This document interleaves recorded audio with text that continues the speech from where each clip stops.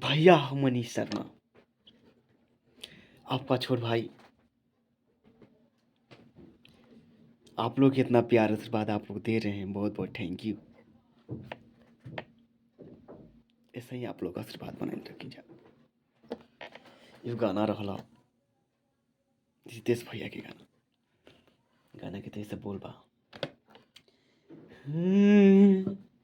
कहवा से ले आई दिल की दवाई, कहवा से ले आई दिल की दवाई, कैसे दरा दिया कर जवा के जाई, कैसे दरा दिया कर जवा के जाई, सहले सहलना सनम से जुदाई, सहले सहलना सनम से जुदाई, कैसे दरा दिया कर जवा के जाई, कहवा से ले आई।